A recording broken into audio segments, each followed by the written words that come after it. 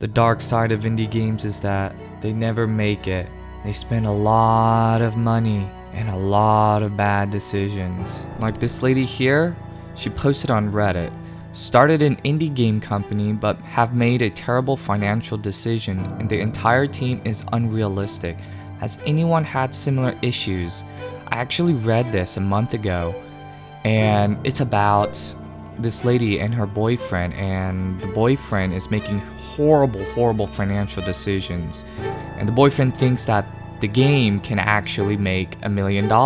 Since she deleted the post, but some other people actually commented on the post, and so we can read snippets of it. So here's one. Furthermore, my partner wants it to be like a gaming den for everyone, so he spends over $5,000 on a giant anime figure, $1,000 on manga, $500 on cool lighting, and thousands more on stuff that we don't need.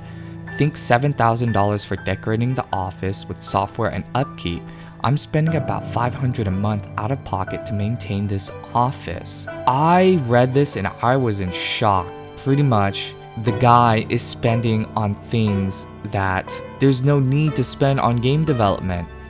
And it gets worse. While I'm not discouraging him, I can't see how we're going to sell more than 10 to 20 copies of it. It's a 2D side-scroller rage game, and the development is going to take 2 years or more because they keep designing levels, then deleting them.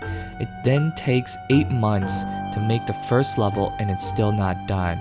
This is like some crazy red flag right here. Like, the guy is so delusional, the boyfriend is so delusional that he doesn't understand his game isn't going to become the next hit.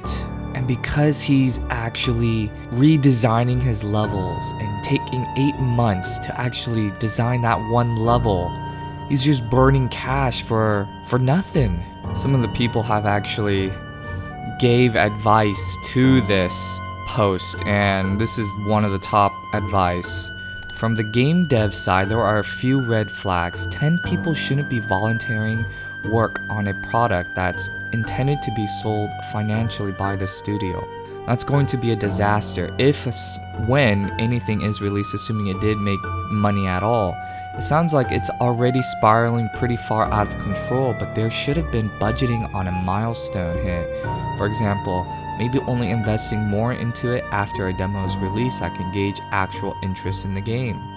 Secondly, the relationship sounds like a big mess. To be honest, if there's disagreement on the spending of thousands of dollars with no flexibility, it doesn't sound like much of a partnership.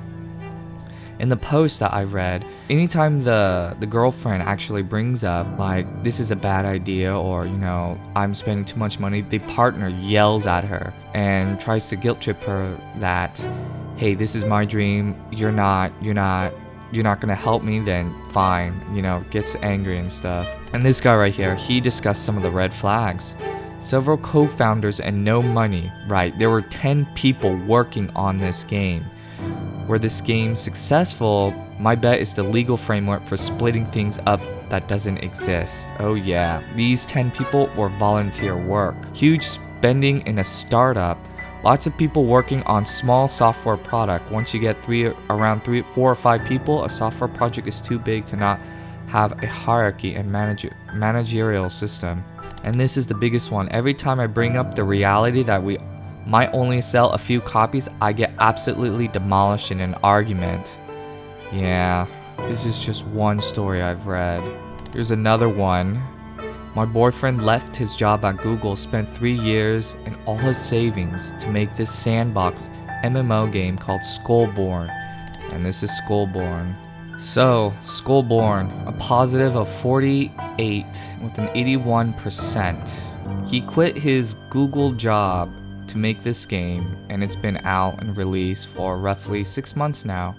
And to give you a perspective of how much this game sold for, we're going to use a Steam calculator, which pretty much gives you an estimate of how much you make based on your Steam review.